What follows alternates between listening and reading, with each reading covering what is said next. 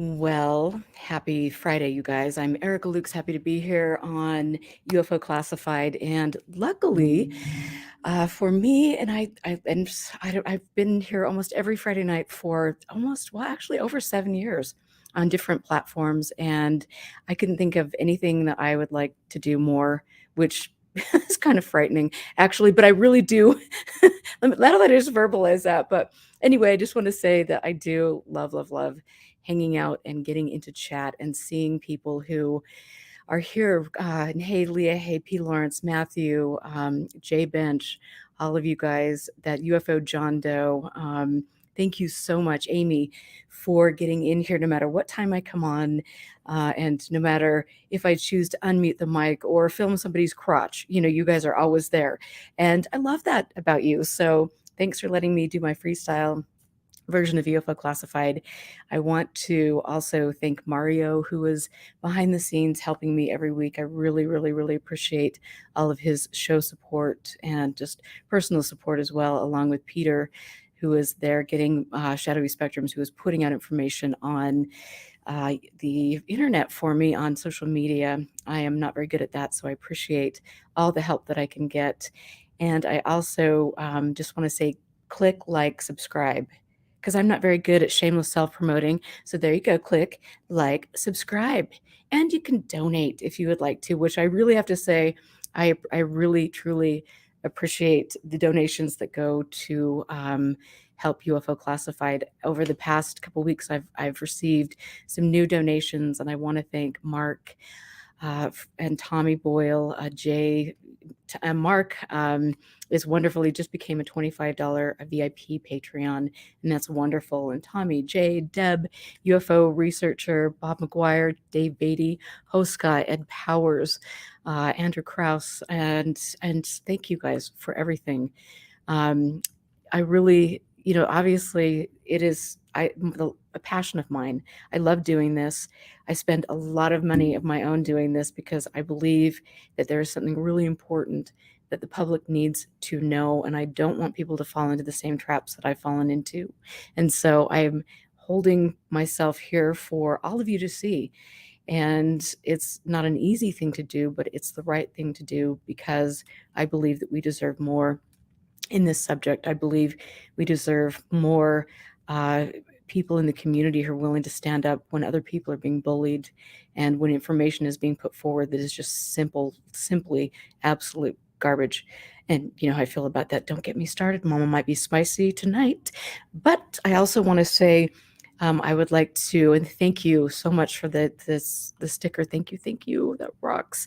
I also want to say, and sorry, Mama had a rough day at the hair salon. So what can I say? I might just be talking. Who knows what's going to happen? It's going to be an interesting night, though.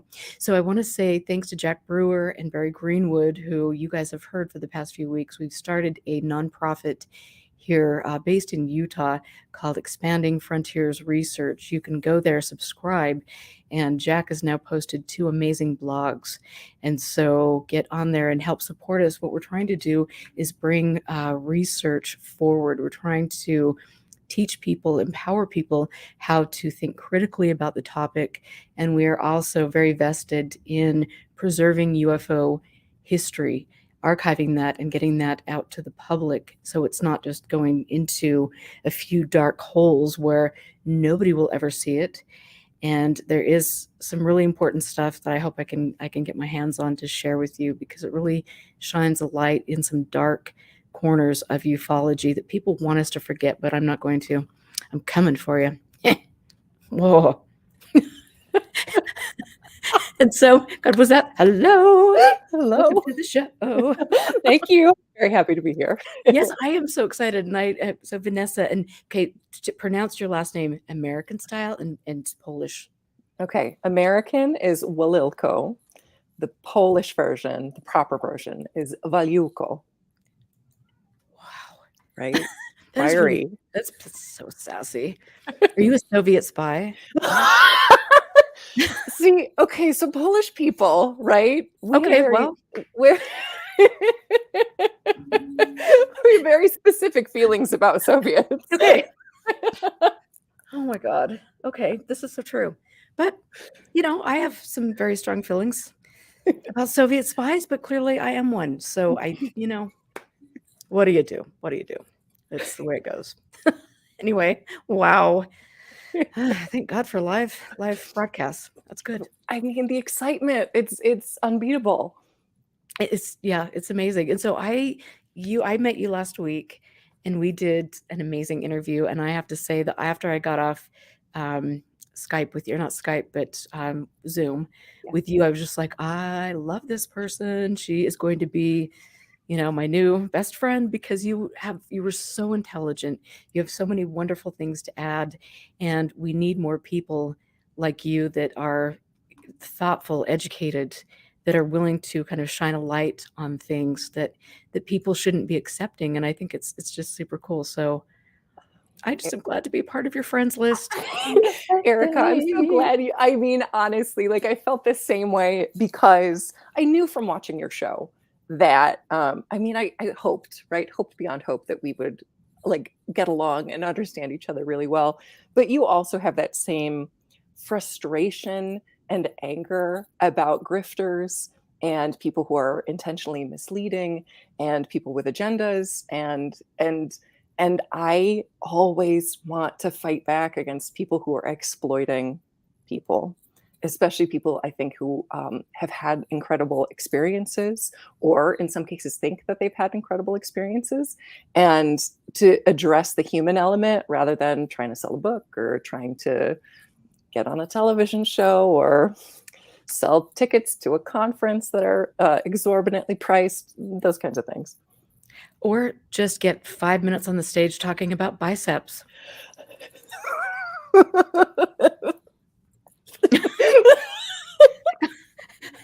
I'm an emergency room doctor.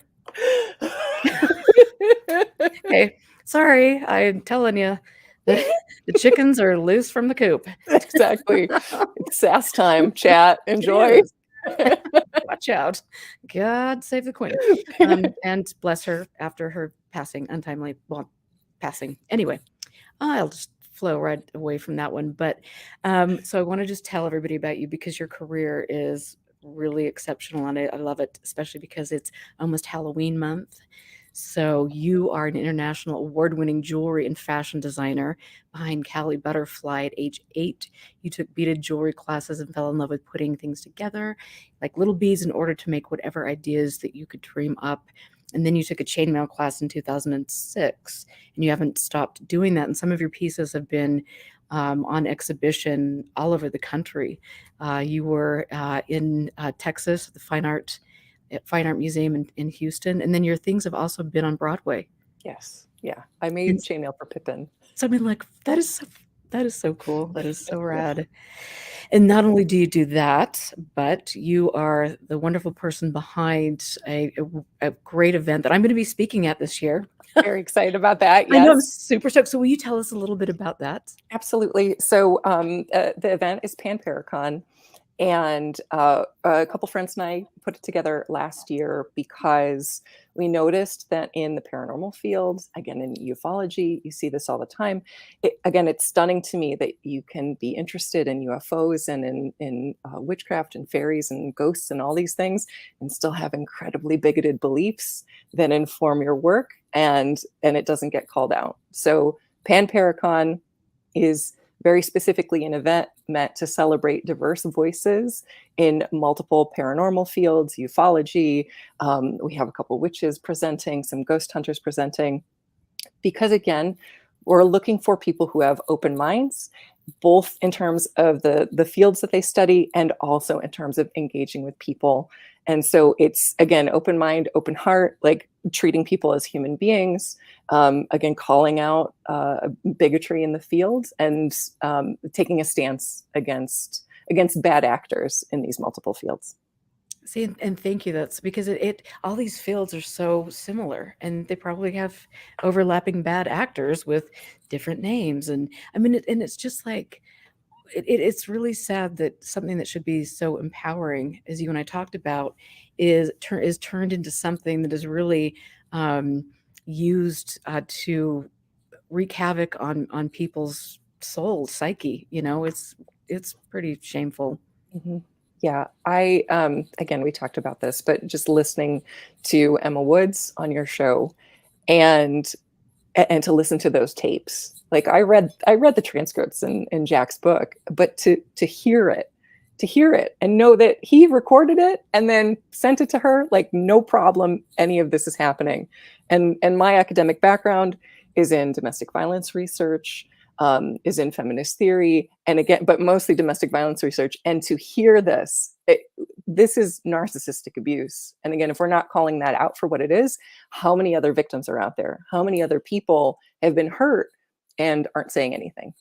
Well, and the sad thing is, as you look at, especially some of the abuse that I have received via Twitter since, well, really for a long time now, but, the Emma Woods thing, and then you get these little um, special people, whatever, whoever they are, um, you know, and I mean, they just, it's like they don't even care. They just attack you and attempt to find your weak spots.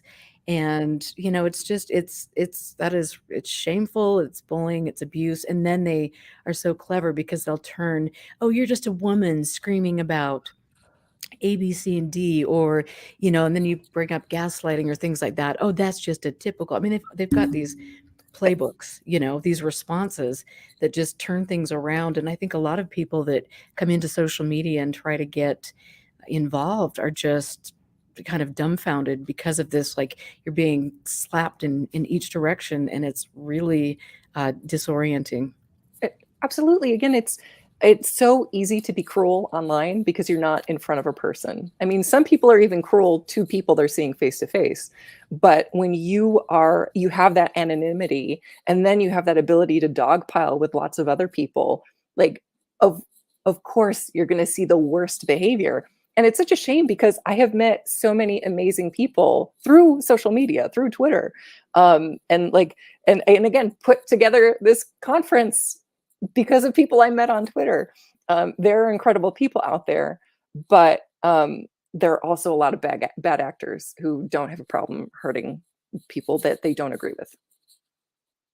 And that's the thing that I mean, it's like I just keep saying over and over again. It's like I've just at the lower levels of, I don't know where these people crawled out of, probably some dark, danky, stinky budget suites in Las Vegas, Uh, I mean, after they got off the assembly line for freaking bad hair plugs and facelifts, okay, I'm going to hell. I don't care. Whatever. Listen, Call you'll me have crazy. good company, right? It's 2 for 1. Facelifts. Okay, I'm sorry. I'm like, sorry. It's been such a long week. I'm just being naughty.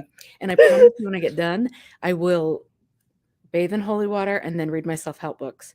But sometimes it's like you just go through so much and you think, you stupid fools. And then you look at, God, I was watching the Josh and Artemis show last night, and they were playing some clips of, was it last night or Wednesday? And they were playing some clips of Jimmy Church talking to Richard Doty. And it's like, I mean, like, really, honestly, all I can say is, yeah, man's ear. That's all I can say. Okay, sorry. Okay, anyway.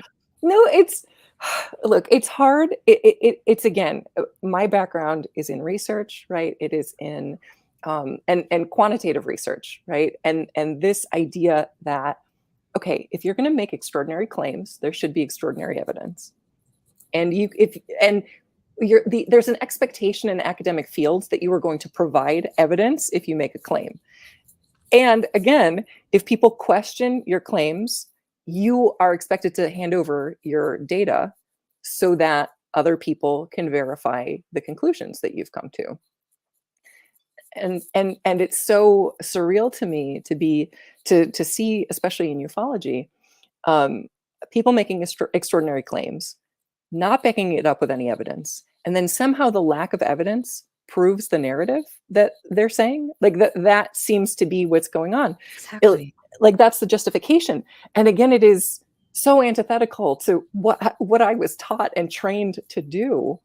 I get frustrated because, again, I think it's this amazing field. People have had life-changing experiences, and it's so disrespectful to all of the people who have had real experiences, have seen things, and eh, eh, eh, and just treating them like they're just, again, fodder for whatever narrative, whatever grift they're pulling.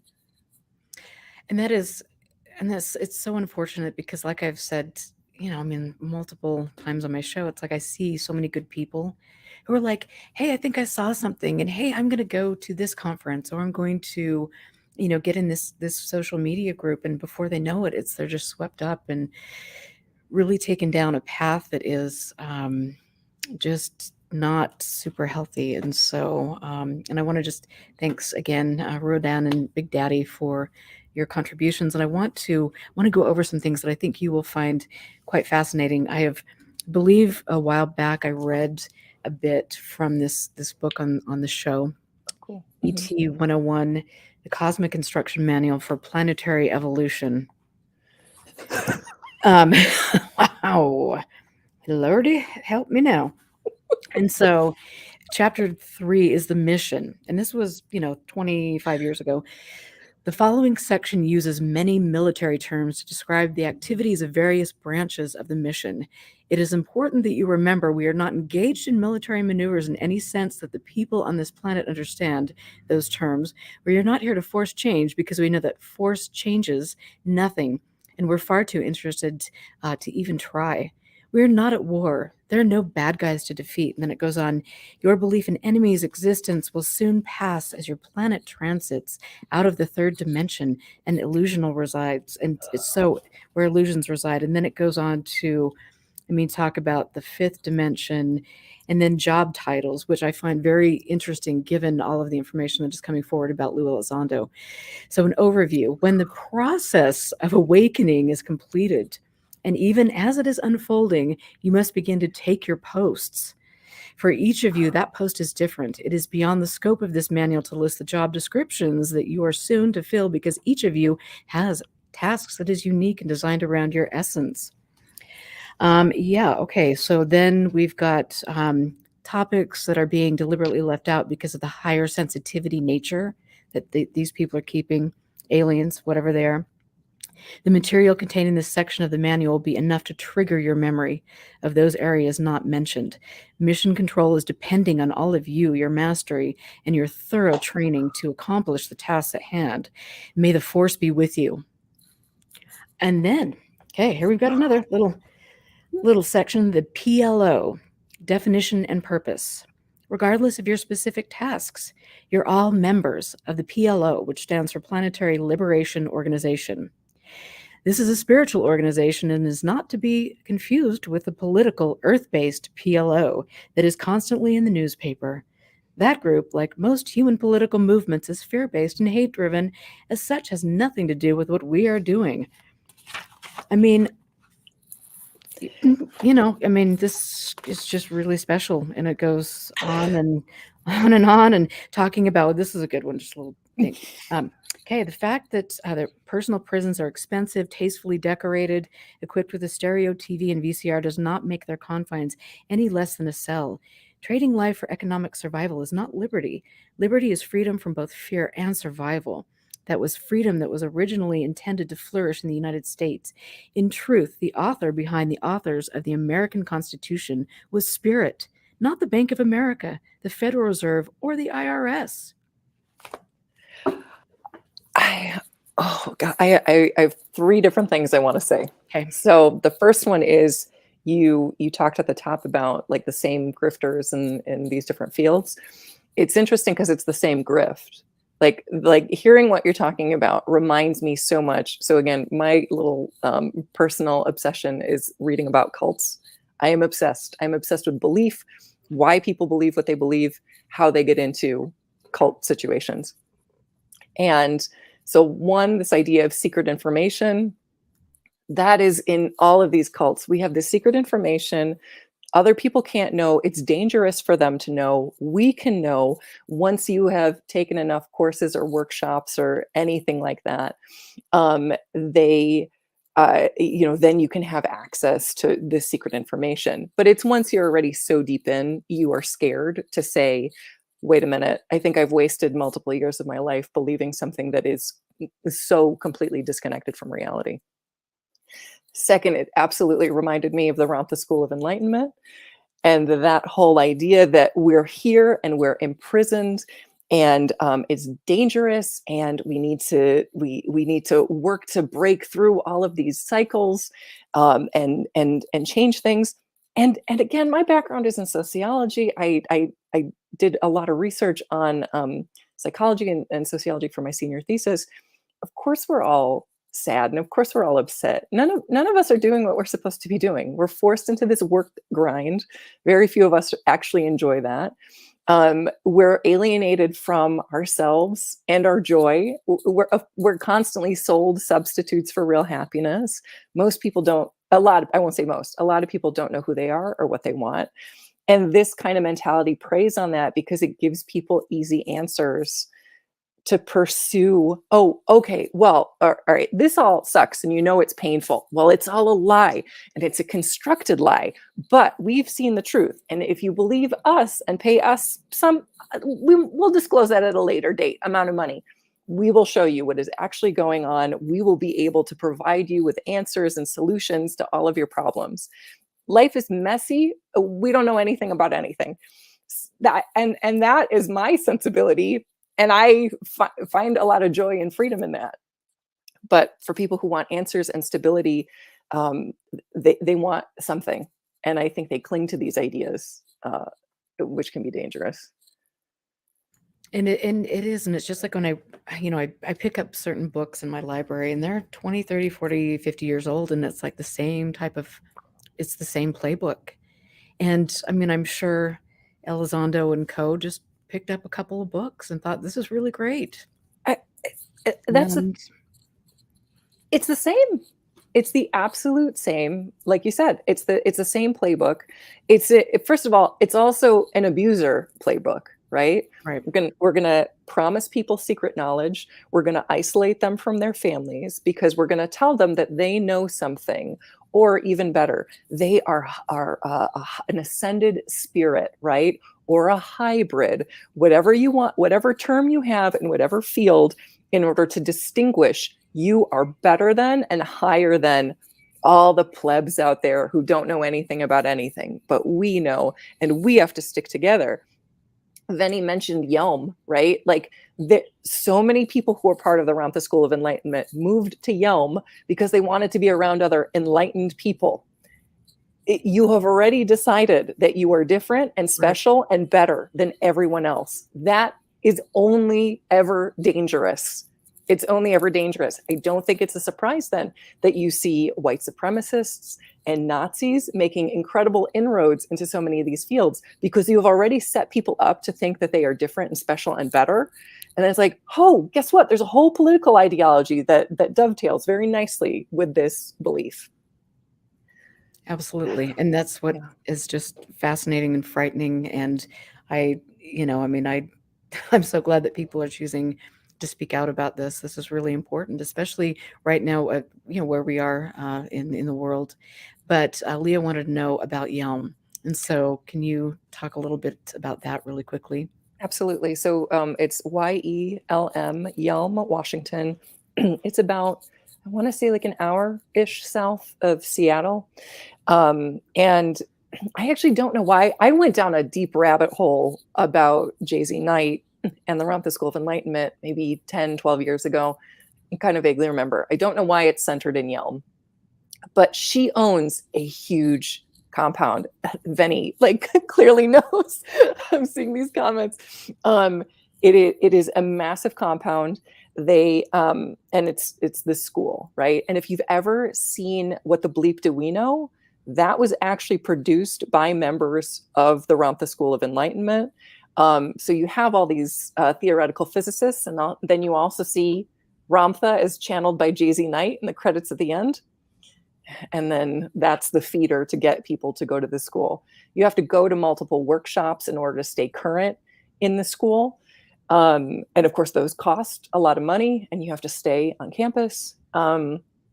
And then and and it's one of those things too. Again, I've been into weirdo witchy stuff for so long, and I absolutely believe in the power of intention and of, again, psychocybernetics, like changing your own brain and how you think about things to like change your life. But again, again, it's like, oh, that's really great. Then the school says things like, okay, well, Jay-Z Knight is channeling Ramtha. Ramtha is a 30,000-year-old alien warrior, excuse me. Well, actually, he's an alien warrior because there were the Atlanteans and the Lemurians, and the Atlanteans got enslaved, if I'm remembering this right.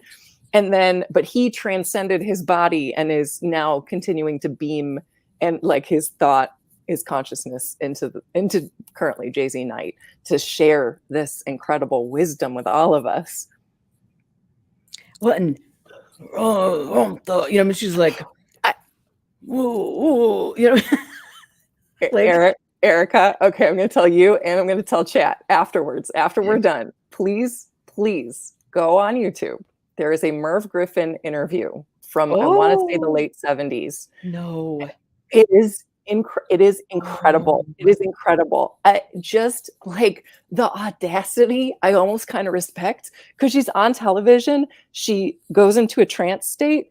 She holds that silence for almost a minute. She is on television. That is dead air, but she's holding it.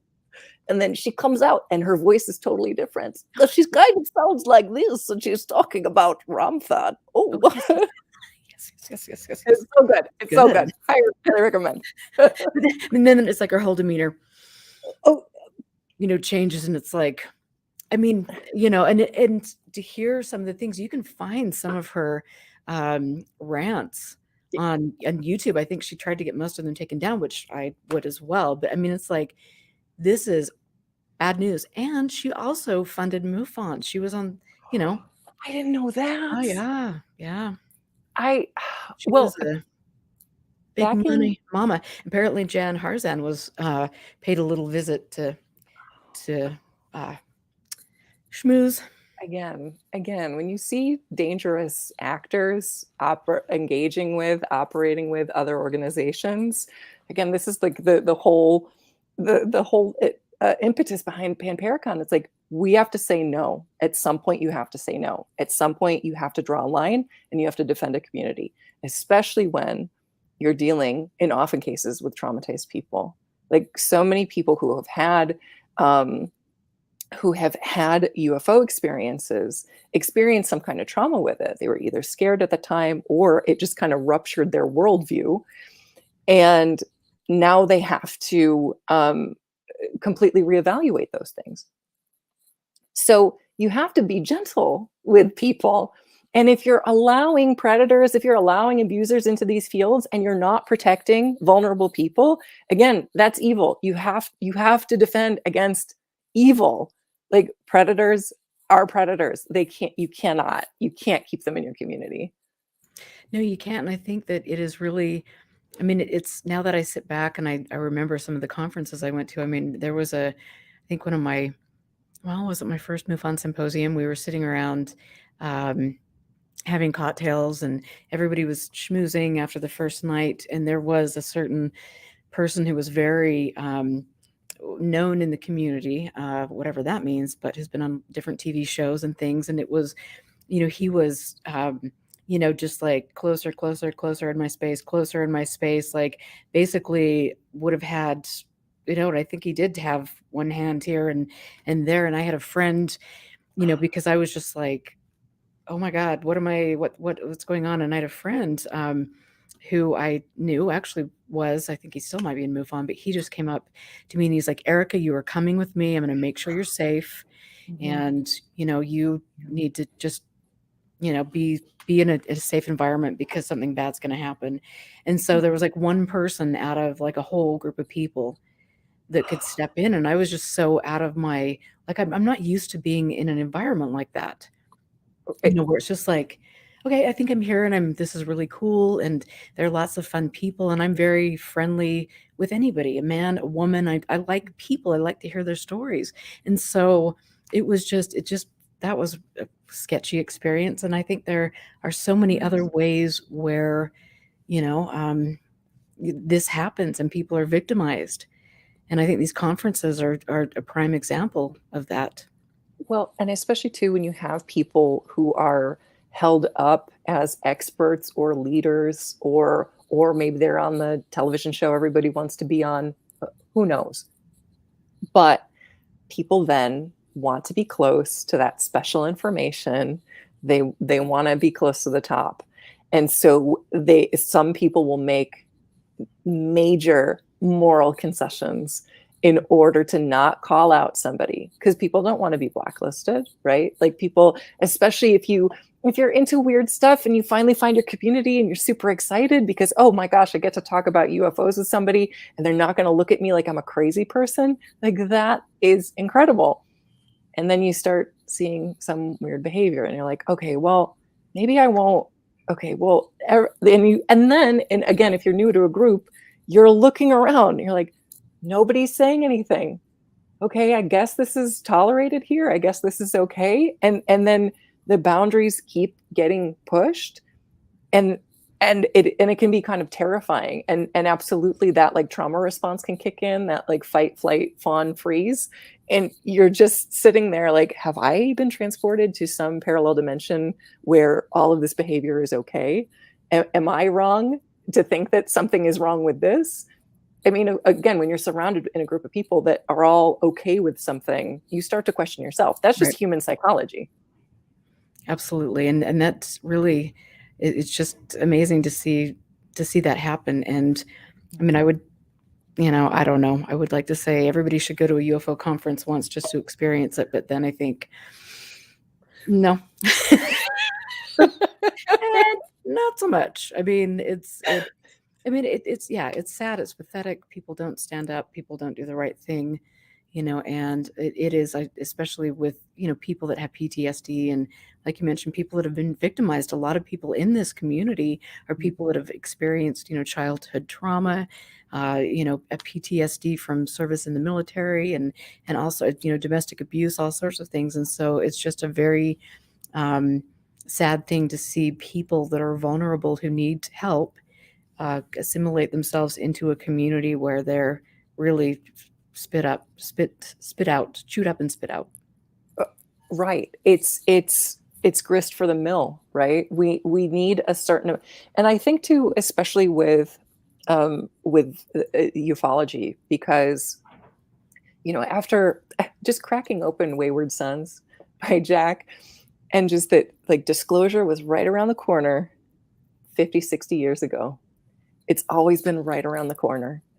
And you need to grind more people through, because eventually people just say like, I can't keep waiting for this. It's the same promises over and over again. It's even the same people making promises, sometimes for decades.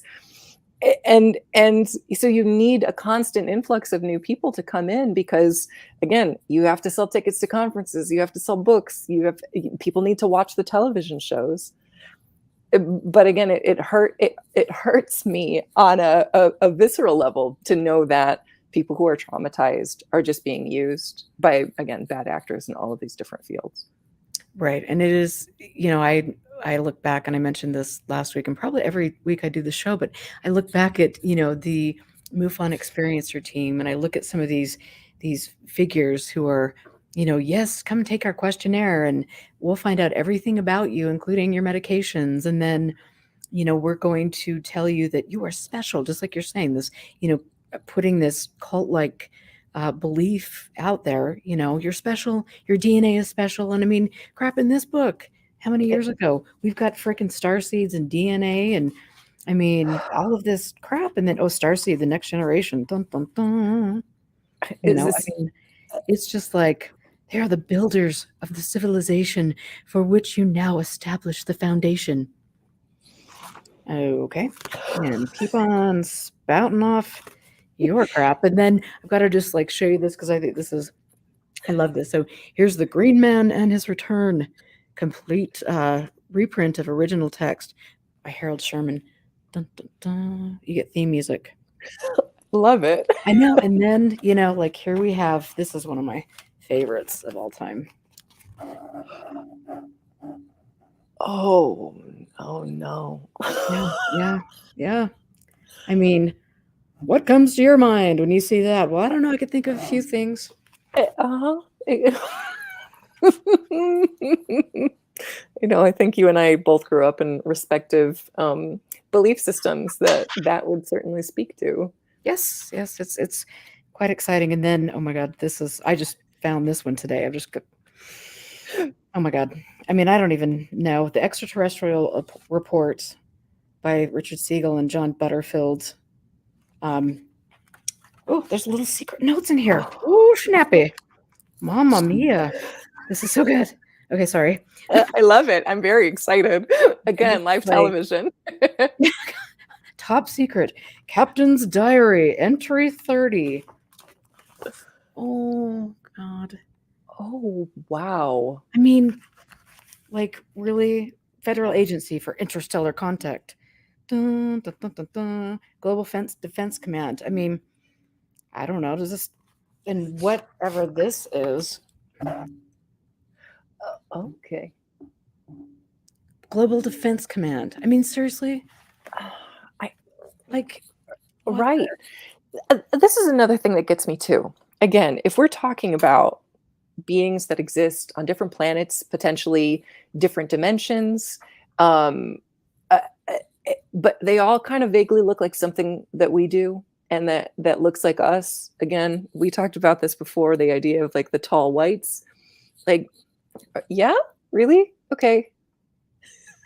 But they have such beautiful hair. I mean, I like a good head of hair. Blue eyes. Strapping young men.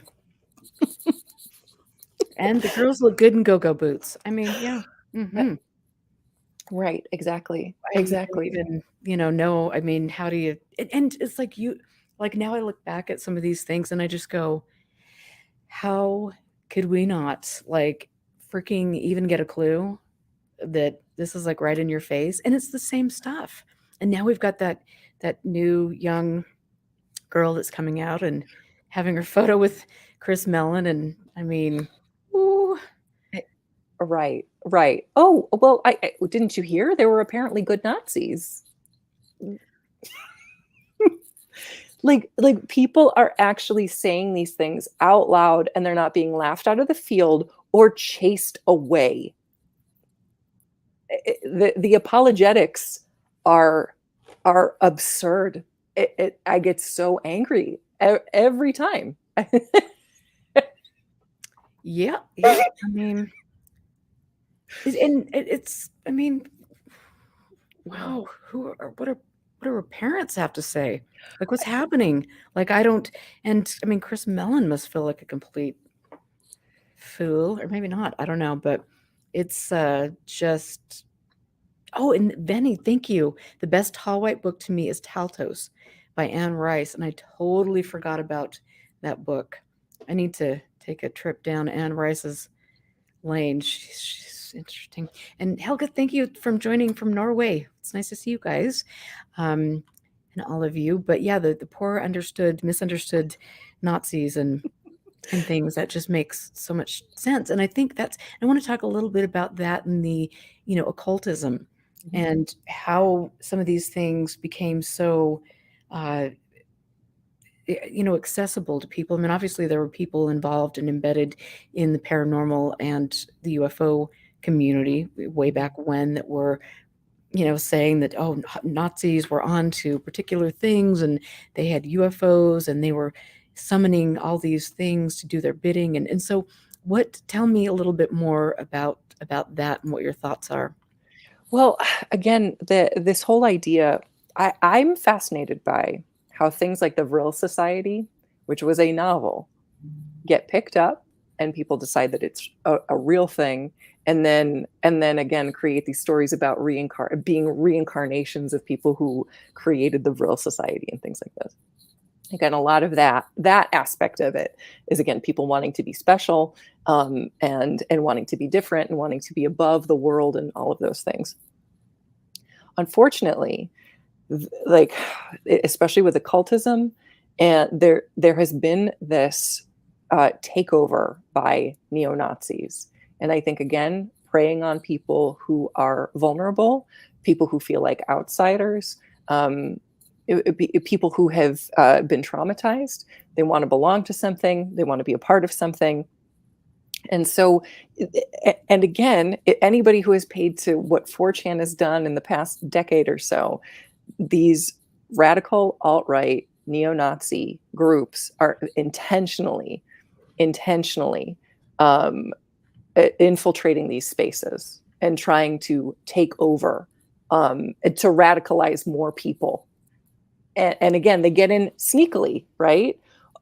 Somebody says, "Oh, well, there were good Nazis," and then that puts that seed in your head that, and again, if you're already believing that what the government is telling you, what history is telling you, what society is telling you is untrue, then, oh, well, maybe that was propaganda too. And it just, again, to me, it's very similar to QAnon, where it's like they get you with one thing and then suddenly they're weaving in all these threads and you're alienated from the rest of your family because you have gone off the deep end and there's no getting you back, because you're only talking to other people who believe all the same things you do. And if you don't believe all of those things, you are, again, very similar to like Scientology, right? You're a suppressive person. And so you can't, like, well, these people don't know what they're talking about, right? They're intentionally lying. They're trying to draw us away from the truth to get us embroiled in lots of toxic things. Again, it's very scary to me because it is everywhere, and it's just under the surface.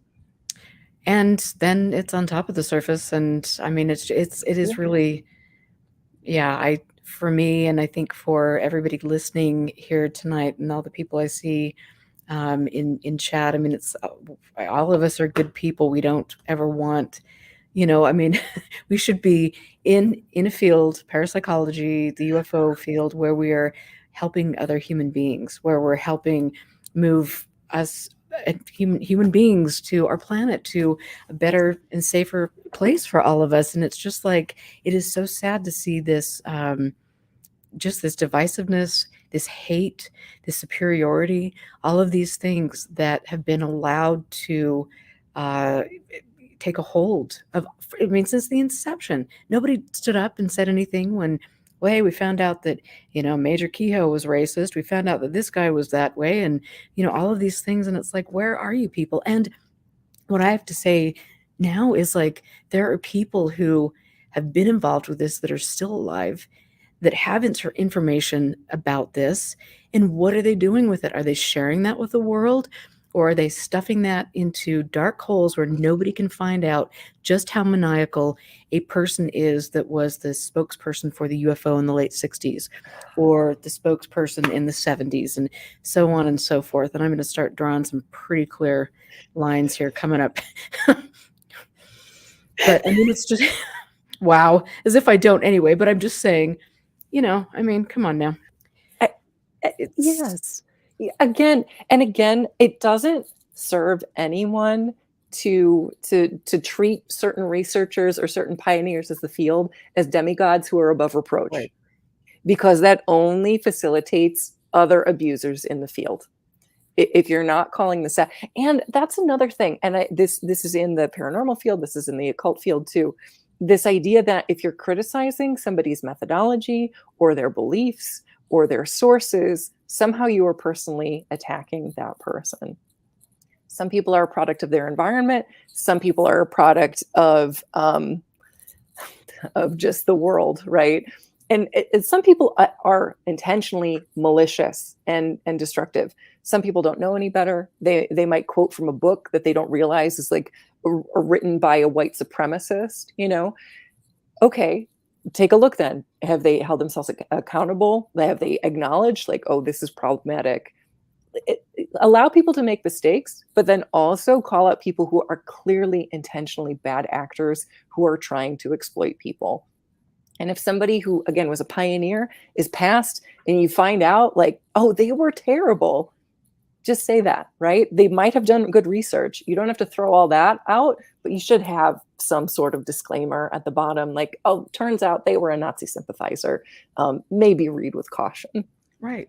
And that's the thing. And I know, I mean, I know that there are people in the UFO subject who are purposefully trying to sweep up data, and it's like they're putting it God knows where. Nobody will ever see it, and then nobody will have a freaking clue that this is what the whole subject is based on. And to me, that is just really, it's sad, it's disturbing, and that's why it is so critical for people to support Expanding Frontiers research, because we are the one place where I can guarantee you research is going, and there are no hidden purse strings pulling behind the scenes that have affiliations with anyone. We're not doing this because we want to sweep up data and then rewrite history. And what I also want to say too, when if you're thinking of donating your life's research, make sure it comes here to Expanding Frontiers research, because you know that I will be looking at it and I will hold it in. It is a very special thing for me, and I will get it out. And I also, yeah, it's open for the public, and I want to make a difference in this subject. And I feel a lot of people who are archiving might not necessarily understand the gravity of some of these things that are going on with politics, with white supremacy, with all of these issues. And it's like, oh, we're just looking for a UFO case. Well, forget the other stuff. We're just going to put that in a closet, and whoever's going to get it will get it. And I think that's just really wrong. And one of these shows coming up, I will have a conversation about Rice University and my thoughts and comments there. But anyway, so I just wanted to go off on that little tangent. But it's like this is it's nuts. It is nuts, and it's I scary. it's scary. It's scary. And I look at, again, I've been interested in weird stuff most of my life, right? Started with ghosts and then UFOs, and then of course like that beautiful stretch in the 90s where like every other show on Fox was some sort of UFO expose, and just like obsessively inhaling all of this stuff. I love it. And again, if you aren't putting people first in all research, in all study, in everything, you are starting off on the wrong foot. Again, all of this obsession over disclosure and about certain cases and getting the real information, and yeah, and like we know this truth and we're going to expose this truth and we're going to make this thing happen.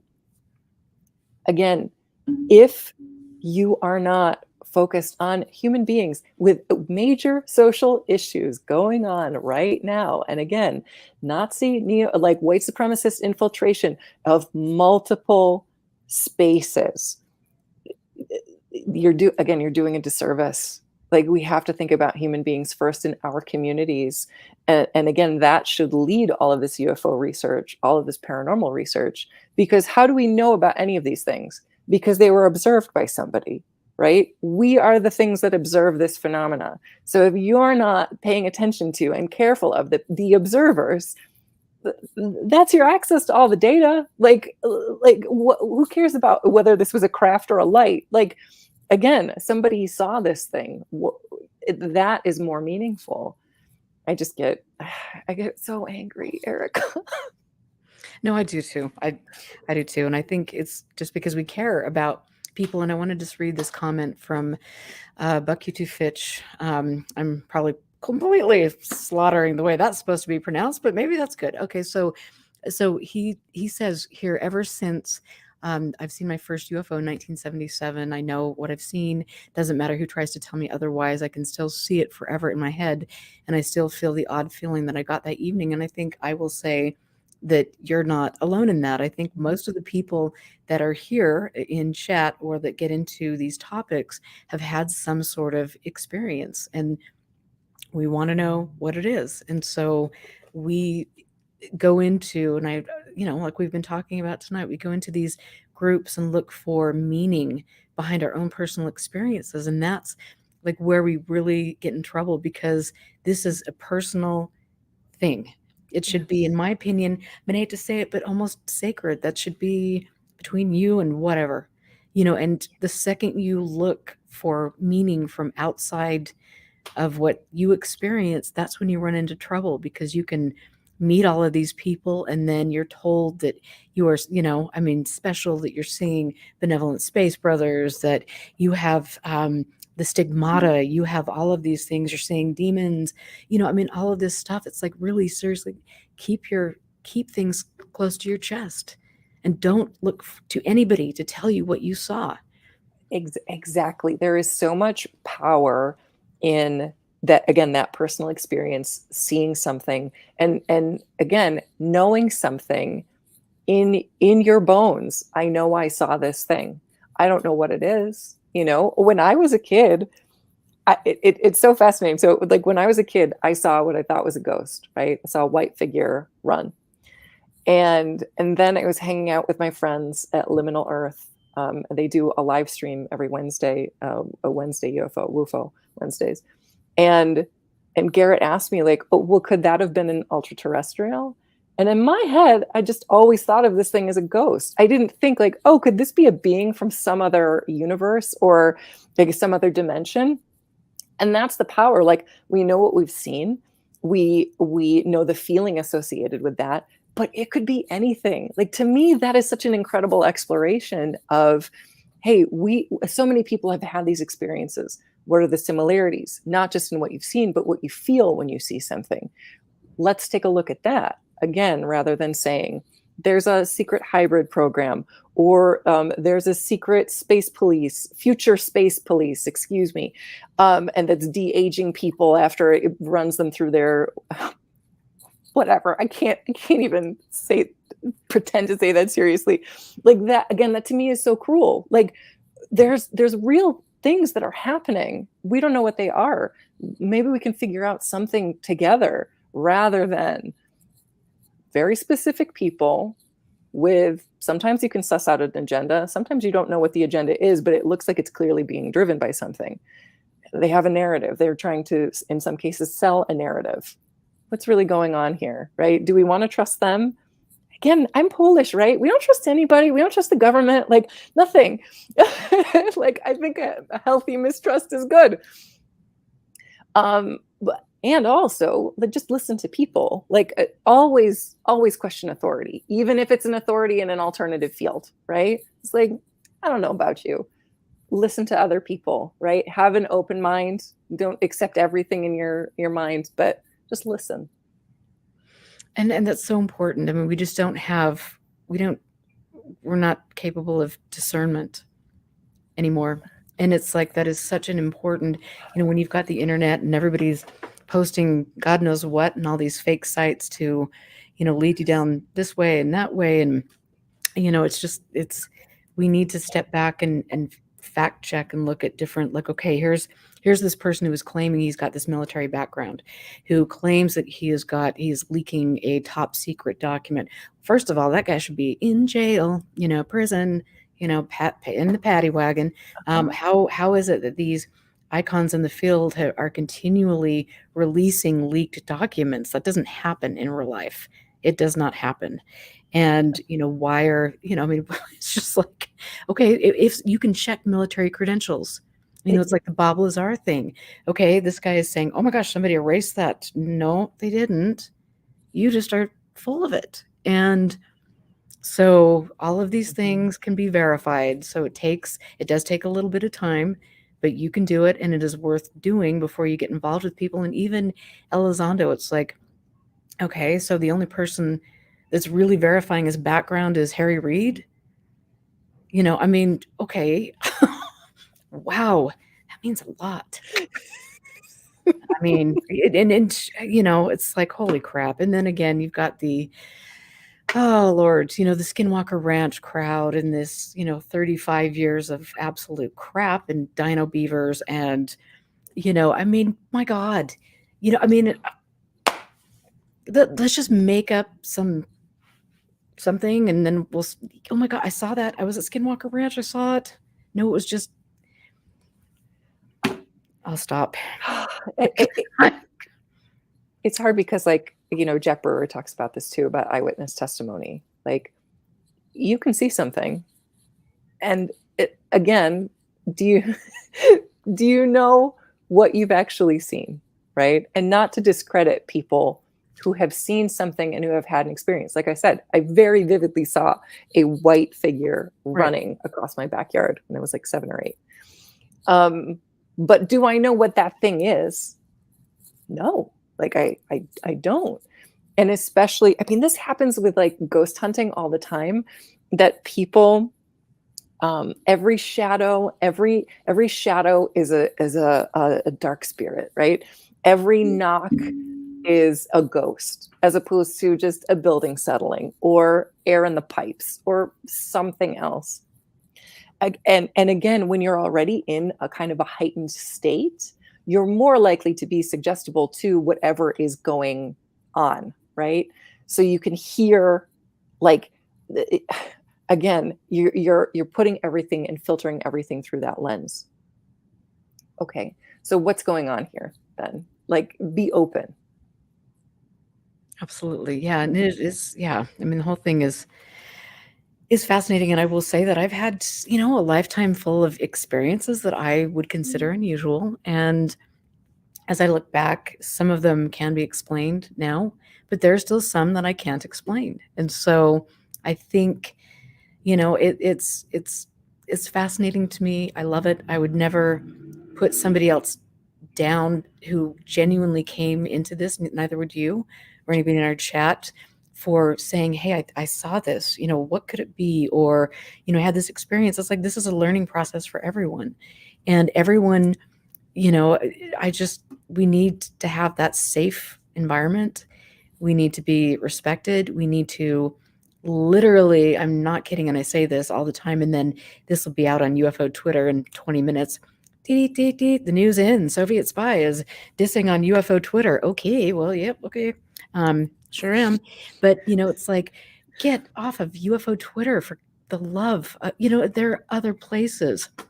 Preferably lock yourself in your closet, have a conversation with your imaginary friend. Got to be more productive sometimes.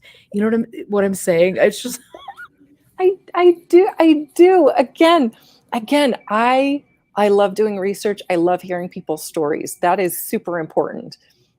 Fighting with people online, you don't know who they are. You don't know if they're just saying things just to get a rise out of people on Twitter. Don't engage with any of that. Again, that's toxic. As far as I'm concerned, it discredits the field. It discredits experiencers. It's again this toxic environment that doesn't allow for free information, for us to treat each other as human beings. Again, it's all like, well, I'm the judge and I know best about X, Y, and Z cases. Like, well, okay, have you talked to somebody who's had an experience, or someone else who's had an experience? Isn't that going to be a little more interesting? Again, are you going to do the anthropological research and actually talk to people and look at what people are saying? And that's, like, to me, that's been one of the joys that I've really loved. When I started doing, when I was MUFON state director and I started, getting reports, I would reach out, or I would just go, like, drive out to rural locations, like little towns, and just sit at the diner. And it's like, I can't believe I did some of this stuff, but it's just like, excuse me, ma'am, could you tell me if you've ever seen anything, I mean, just going out there and collecting stories, just hearing what people have to say, getting that on the record, and learning about the folklore in the area, learning about the military influence, learning about the religious influence. I mean, it's just like getting out there and then going to, there are places where you can do research, historical research, putting this piece together. That is so cool. I love all of that. And I think, like I said, we're just so focused on a grift, or we're focused on a single case that is going to say extraterrestrials are here, which is never going to happen. It's just not. And so it's like, just enjoy the journey of learning about other people, learning about cultures, learning about belief systems. I don't know. There could be so much with regard to this subject that should be, like I said, empowering. That should be something fun. Exactly. And again, we talk about this in the context of UFOs now, but people have been having visions of things in the sky for millennia, right? So if you witness something like that, that puts you in connection with, again, this millennia long human experience. That's incredibly powerful. Again, we have these records, this unbroken record of experiences. Like that in and of itself is amazing. And again, that these things have been happening for thousands of years and we don't know what it means. We have conjecture, we have philosophy around it, but we don't know. And that, again, that engaging that unknown to me is very exciting, because like you're using the unknown in order to connect with other human beings, which again, in a world that is completely atomized, like that is an incredibly powerful process.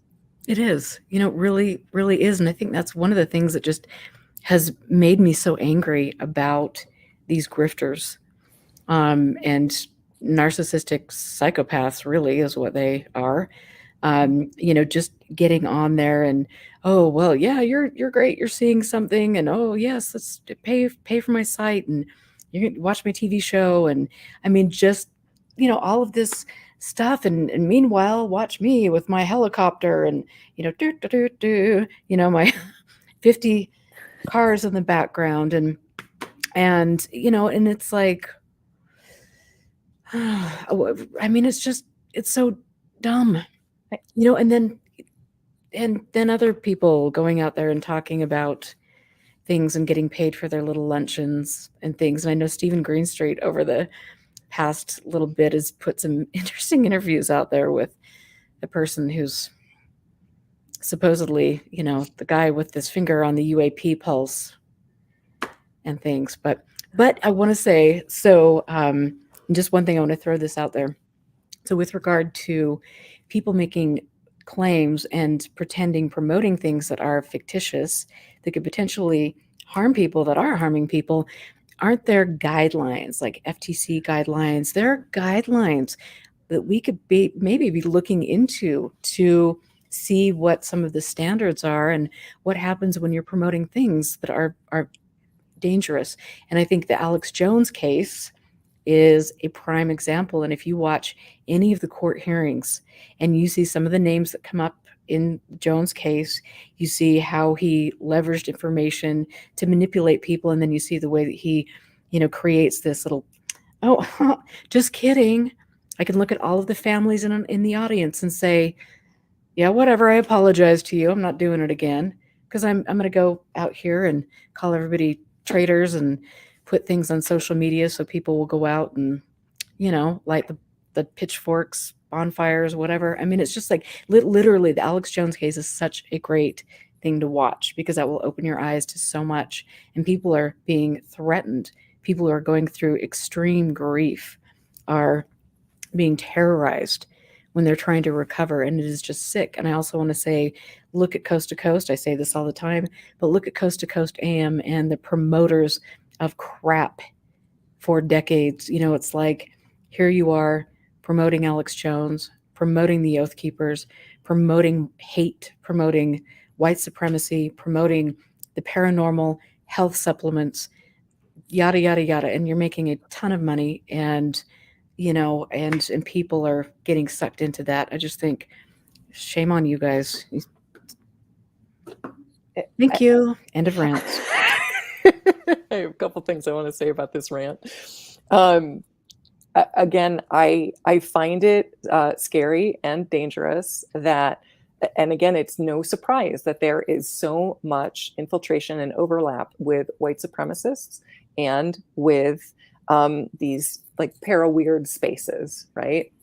These alternative spaces. So you have freeze-dried meals,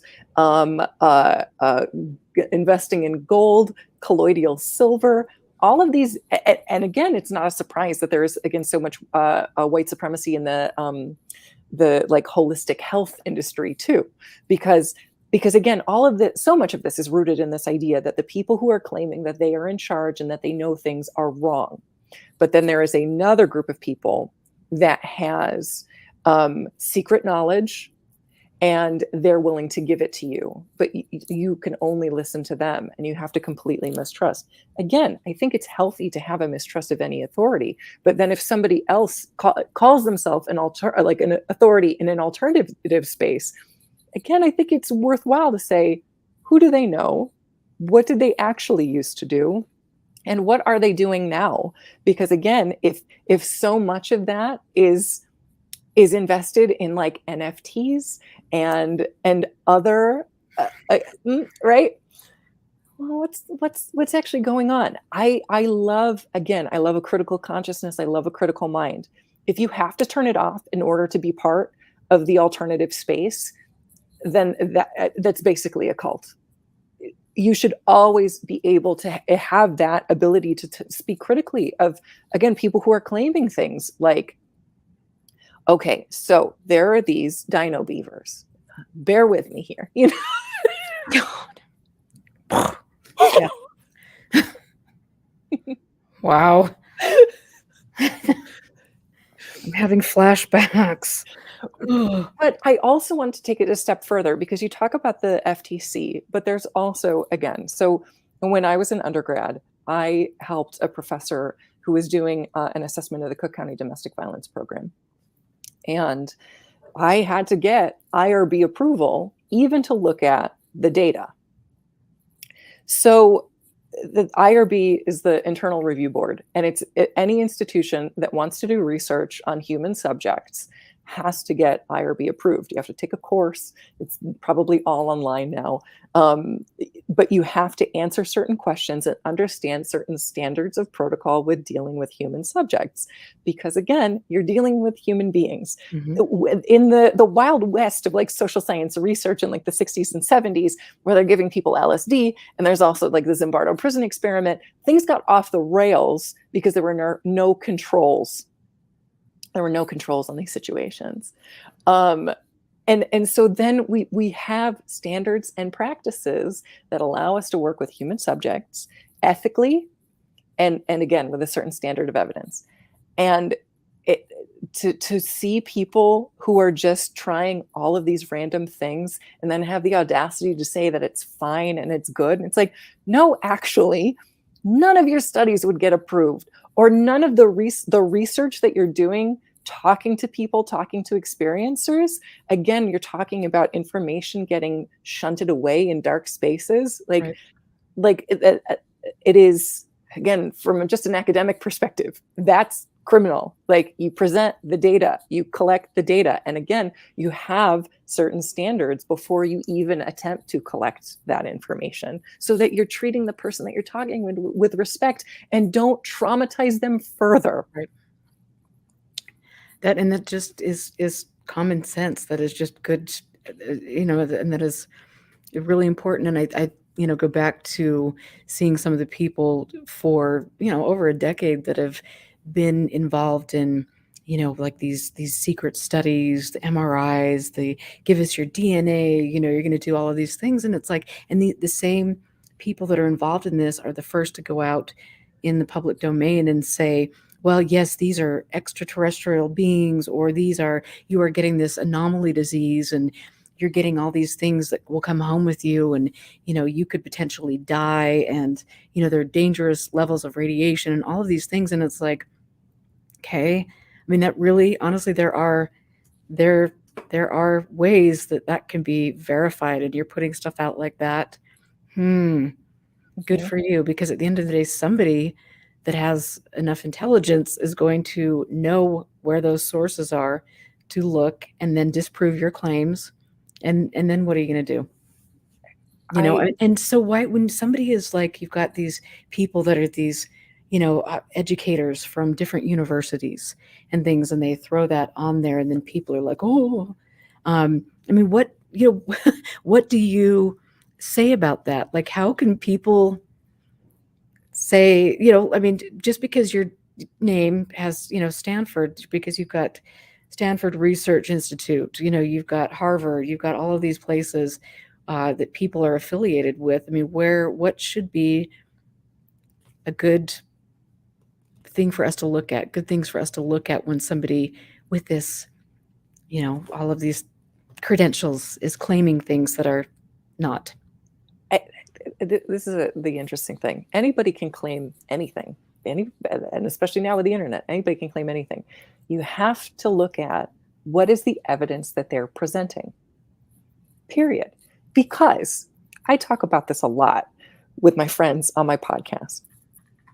If you want to make it philosophy, if you want to have this exploration about what do we think these things are, what are these experiences, what do they mean, great.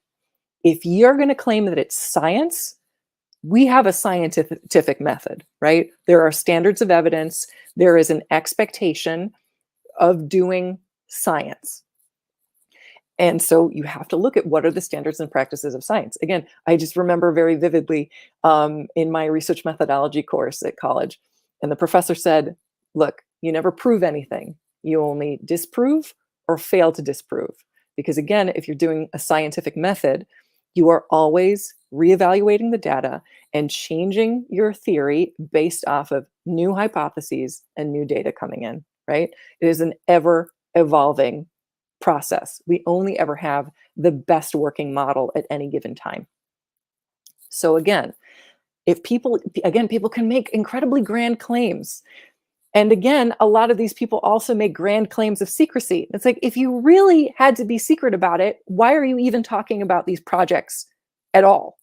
Because I have been a part of projects I could not talk about until they got published, right?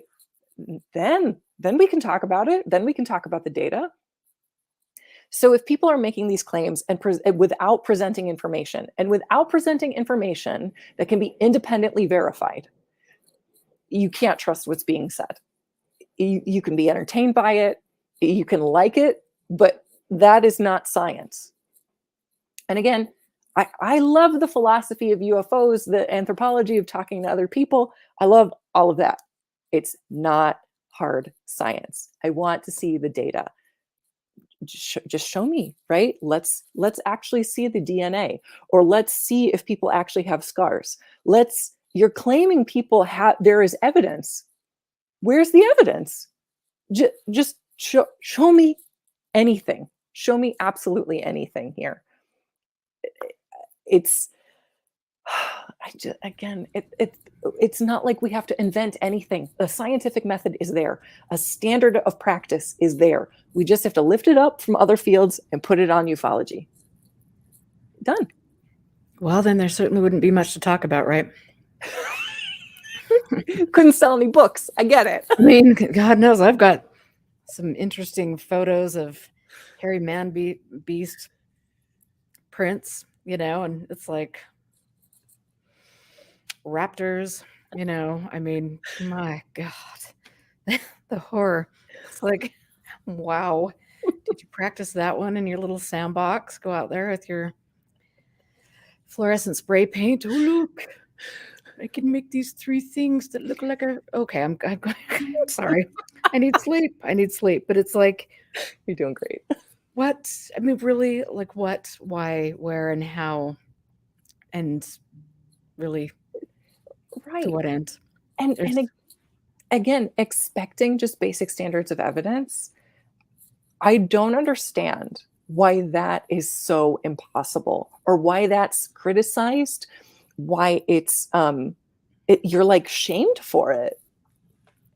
I'm sorry, if I go to the doctor with something wrong and they want to prescribe antibiotics, I want to be able to look that up and see what's going on. I want a piece of paper that says what the contraindications are, what the side effects could be. I just want that information, right? That's information you can find and you can verify. So again, the information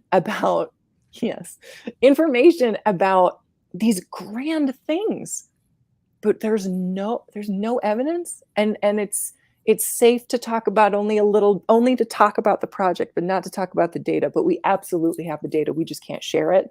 And actually, you pushing for us to disclose is going to make disclosure less likely to happen. Oh, we were just about to, but then people got nasty on Twitter, right. And so we decided to withhold it. Again, that is also abusive behavior. I spent 2 years studying domestic violence. This is textbook. I can cite books still about what this is and what it means. And so can you talk a little bit about what to look for on social media with regard to, this type of abuse? Because I think just like in the UFO topic in general, we've allowed some very sick individuals and grifters to get in there and really abuse people. And so when you're on social media and you're looking for specific things, what are some of the things we should look out for? So definitely one of the big ones is this idea that any criticism is met with an attack, right?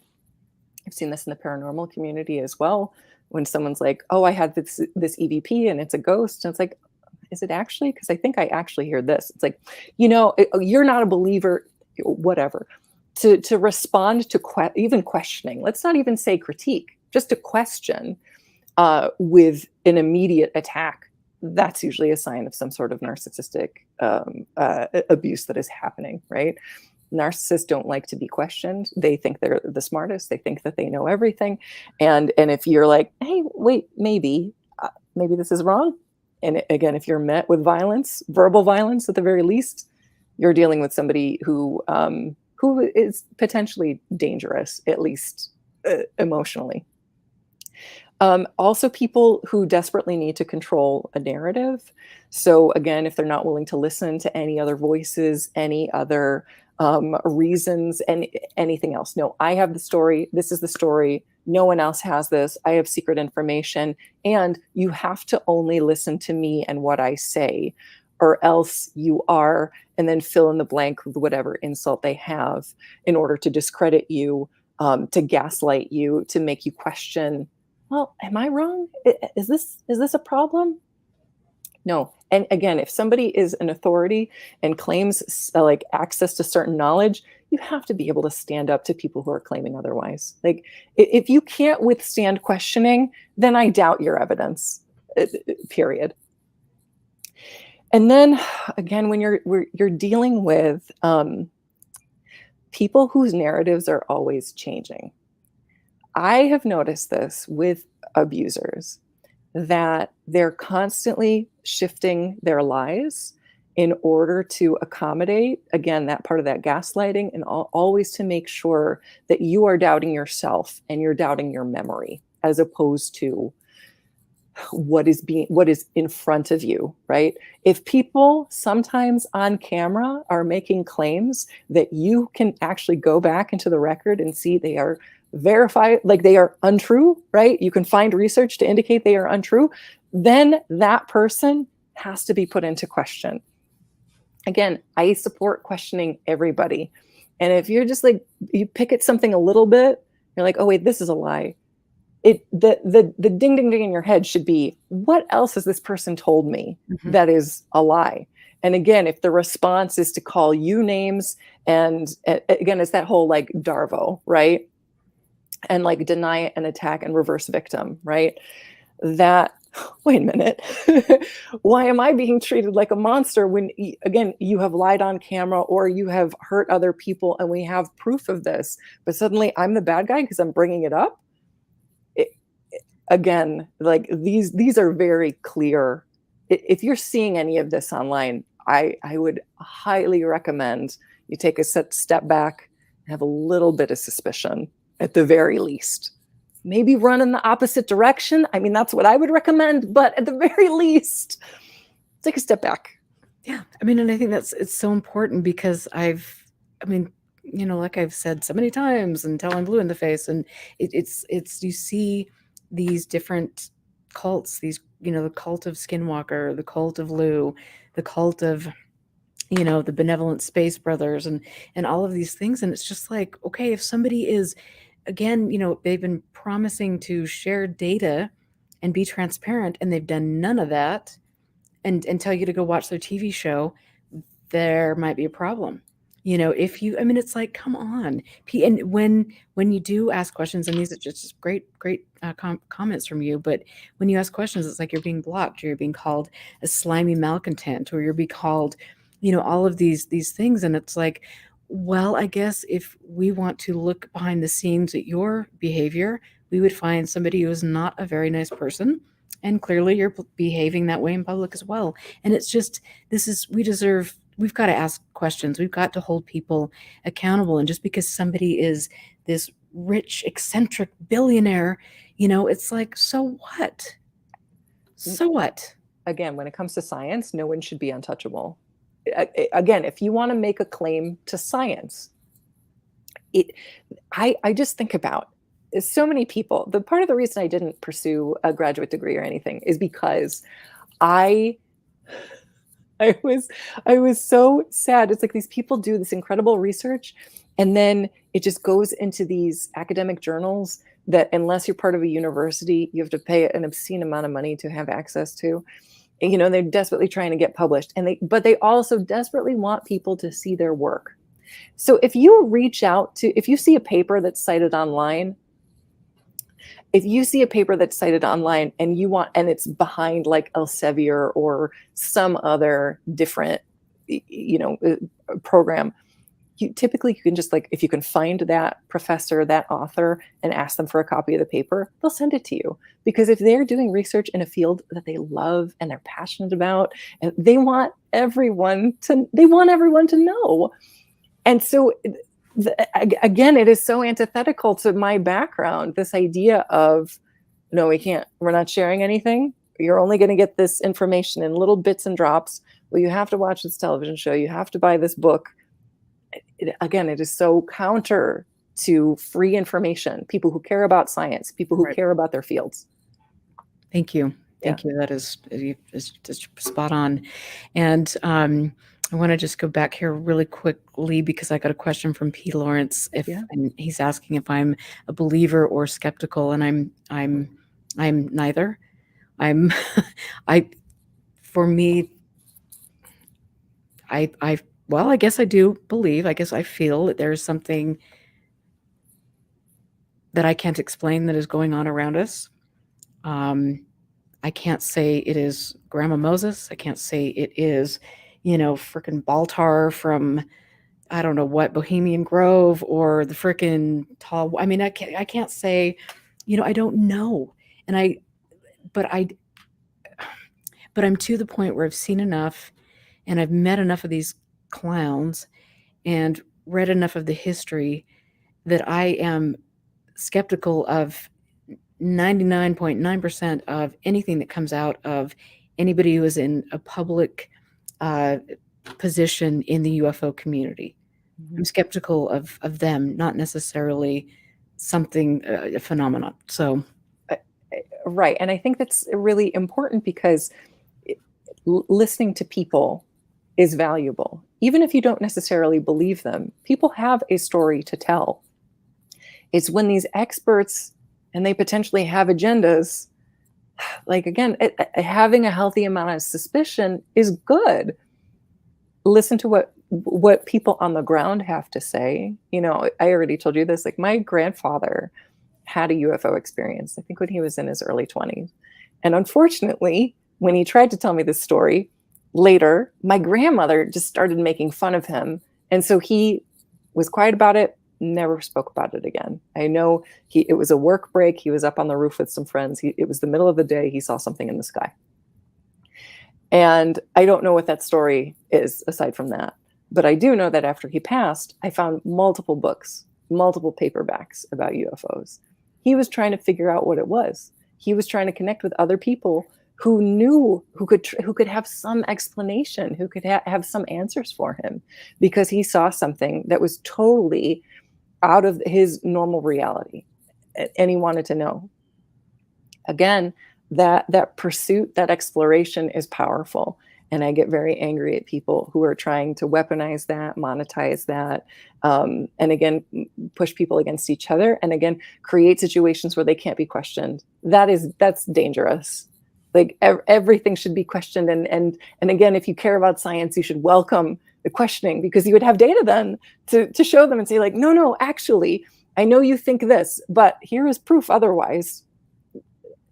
People want, if you want a free exchange of ideas, you're going to share information.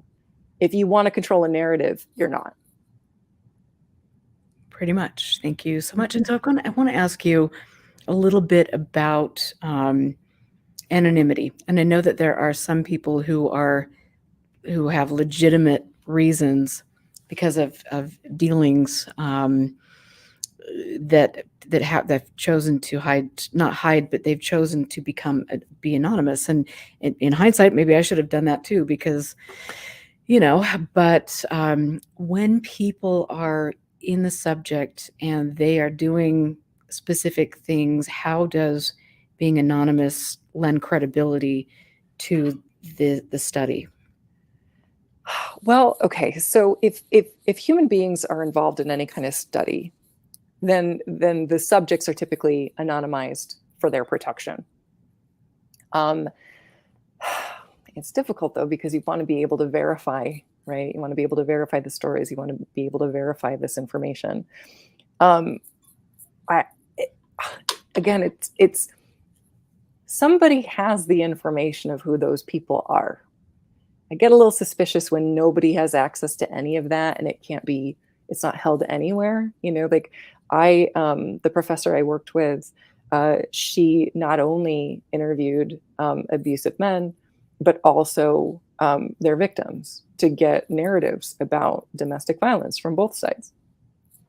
We had all, I mean, and we have all that contact information. I don't know where it exists now, but these were real people that were spoken to. We even had audio tapes. Um, so somebody's got to have it. But when you're talking again, I get a little nervous because there's like so much that's anonymous. And again, when you're dealing with research subjects, to me that's one thing. When you're dealing with anonymous sources from organizations and you have no way of verifying anything, again, it's like telling your life story to a random person on Twitter. Like, you don't know who is behind that screen. You don't know who those people are. You can't prove anything, especially on Twitter. Like, there are a terrifying amount of alt accounts that people have so they can try to get information out of people or work around a block or some other thing like that. Um, I, again, too, like when journalists have anonymous sources, it's not that it's a nobody knows who that is. They know who it is. They're just not sharing that information with somebody. Um, so then, God, I get nervous about all this because it, to me, it seems like, again, grooming people into compliance, right? Okay, you believe in UFOs, so we've got you there. Then we're going to offer you secret information. Then we're going to tell you that that secret information is from an anonymous source. Then we start telling you about secret government programs. And then you're so deep in, you'll believe anything. And they want you to because they want to move you in a particular direction. Yeah, and it is kind of interesting, and I will say that, for anybody to hide behind anonymity, especially when they've been sweeping up data and pushing it into places that it's like, okay, you're doing what? And you've done this for how long? And you've also been out there publicly and mounted campaigns, bullying and harassment campaigns against other people in the field. And to me, that person does not deserve to be. Why should somebody be protected to a fault where people are literally, oh no, we cannot speak of his name, we cannot talk about his, I mean, it's like, and I'm sure anybody that knows me and has listened to my show knows exactly who I'm talking about, the biggest data broker on the planet. But it's like, why? Like, why shouldn't people be, why should somebody say, okay, because I'm freaking, I'm a barrister for the Queen's Court, and if my family knew that I was spending 24 hours a day on UFOs, I'd be kicked, out to the barn. And it's like, no. Okay, first of all, if you're spending 24 hours a day sweeping up data and you're a barrister, okay, like how many people do you have hired under you? Like, what? I mean, it's just so dumb. But it's like, why do people need to defend and protect somebody? They should be defending and protecting people who are coming forward with experiences. They should be defending and protecting the integrity of the subject and wanting to move research forward. And so, in Horse Lover, I know what you're saying. Once you've had a bad stalker harassment, you can only use a pseudonym afterwards. And I am sorry for that. I know how painful that is. I get it, and like I said, I wish a small portion of me would have maybe never even gotten into the subject. But anyway, anti-gravity science, you haven't given me your name, first of all, so I don't know what you've done and what you briefed Congress on or you were involved with in 2013. So it's I think it would be really fascinating to know more about that. But who are you, and why won't you tell us your name? And because if you have worked for all those agencies, you have you can verify that. You don't need to hide behind a name, a fake name. But for those people who have experienced harassment and things like that, especially women, that is really frightening. So lots of different things going on. And who do I work for? I work for Total Body Pilates. I work for a nonprofit organization that I started with my money and the help of a great person named Jack Brewer. I am a starving artist. I am a woman who has just been through horrific years of domestic abuse and is trying to defend myself and keep myself safe, even though I learned, and I'm just going to throw this out here, thanks to the Utah National Guard. This is totally going off topic, but I don't care. It's my show. And Vanessa, you're like totally down with it. We're going there. But so Anywhere. I mean, let's talk about abuse, but it's like, okay, so I'm just learning that my abuser, Mr. Shapeshifting Werewolf, Bulletproof, whatever wolf, working for Bigelow and the boys. I just found out, thanks to the National Guard, who reported a violation of the protective order a year later because of pressure. The policeman, the detective who talked to this certain person, said that he was bragging about using firearms at the National Guard. And not only that, he was proud of his marksmanship skills. So that happened a couple days ago. And so, I just wanted to throw that out there. So I get the harassment. I get the being afraid. And again, I think when other people are allowed to bully and harass other people and they're hiding behind anonymity, then I say shame on them and shame on the people that defend them and protect them, because that's just not really even cool. So basically, yeah, I'm not working for anybody myself, trying to do the right thing. So I don't know, anti-gravity science, who are you working for? Anyway, thanks. I just needed to go off there. Well, and again, see how easy it was for you to just say who you are and what you do and what you're about? It's almost like you believe in transparency or something. Like even difficult things you're able to talk about. Again, if you really, really care about communicating information, again, holding yourself up as an authority, you're going to be honest with the public, because again, if it's something that you can't disclose, you're not even going to talk about it. Right. I mean, like, honestly, seriously, it's like you sit there, well, I've got an NDA, and I can't talk about it because of the government. I can't, I have known people who have, their family members have held top secret, above top secret. They have worked on, programs that would freaking blow your mind. And they are coming home, their family members, with briefcases chained to their wrists.